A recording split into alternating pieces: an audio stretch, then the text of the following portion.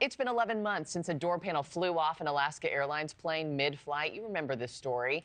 Well, now the National Transportation Safety Board is finally releasing its 600-page investigation into what happened there. It comes the same week as the general election, one of the most closely watched elections in U.S. history. Joining me now is NewsNation travel editor Peter Greenberg with more. Peter, good morning to you. What do you make of the timing of this release? I mean, we've known about the election. We've known about November 5th for 4 years. Why is this report just now dropping? Well, in fact, it's amazing that it came so soon. The NTSB does an exhaustive job of trying to compile all the facts to determine the probable cause, but they go beyond that to try to figure out what the solutions are. Remember, they're not a regulatory agency, they're only an investigative agency, and then they make those recommendations to the FAA, which will now study it. So coming out with a report about 10 and a half months after the accident is pretty fast, considering how many things they had to look at. And what did they look at? They looked at the safety culture at Boeing internally. They looked at the safety culture at Boeing in terms of their response with their subcontractor, Spirit Aerosystems. Those are the guys who installed the door, and of course that door had all those missing bolts. Then they looked at the relationship at Alaska Airlines, because Alaska Airlines had notification in the cockpit of a pressure warning system problem and didn't discuss it. Actually, they just didn't do anything about it. They thought the plane was still safe to fly.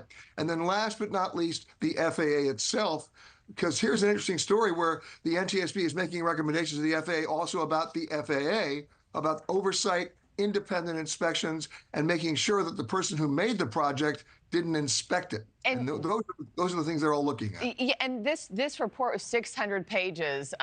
You read it, or at least most of it. I don't know many people who will sift through 600 pages. So just give us your top line thoughts, Peter. What was the kind of biggest surprise or aha moment for you?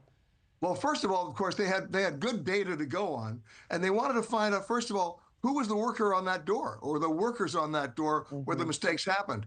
Neither Boeing nor their subcontractor could even give them the names of the people who did it. There's a real problem there with the chain of command and oversight. Then they wanted to find out who inspected the door. Problem there.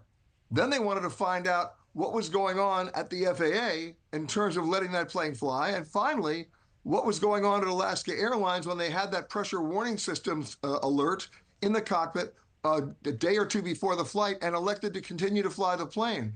Remember, if you have a pressure warning light that goes on that tells you have a pressurization problem in the plane, that should be an immediate no-go item. That plane doesn't fly until it gets fixed. None of those things were done in this case. Yeah, interesting. And I know several people are coming forward and suing Boeing and Alaska Airlines over this. What federal guidelines, if any, do you expect to change or come from this, Peter? Well, it's no different than the old Boeing 737 MAX issue and some other issues that we've seen with the 787. That is, Boeing is no longer allowed to inspect their own work. Neither are their subcontractors. You need independent oversight and inspection. The problem there, of course, is the FAA is still not properly staffed or trained to be able to provide those functions. One of the reasons why the Boeing is so delayed in delivering new planes to their customers. That's the first thing. The second thing is paperwork. You got to figure out who's ticking off the boxes, who's doing the inspection, so you can do a chain of custody if there's a problem to go right back to the source. Those are the first two things. And of course, airline maintenance procedures. If you've got a pressure warning system problem, you got to deal with it immediately. That plane should have been grounded. Yeah, you can't fly it. I remember when this story broke and seeing that video. It just takes your breath away, let alone being on board when that door plug blew off. I can't imagine. Peter Greenberg, thank you so much as always. Thanks for watching, everybody. Go to joinnn.com to find NewsNation on your television provider. Also, don't forget to click that red subscribe button below to get more of NewsNation's fact-driven, unbiased coverage.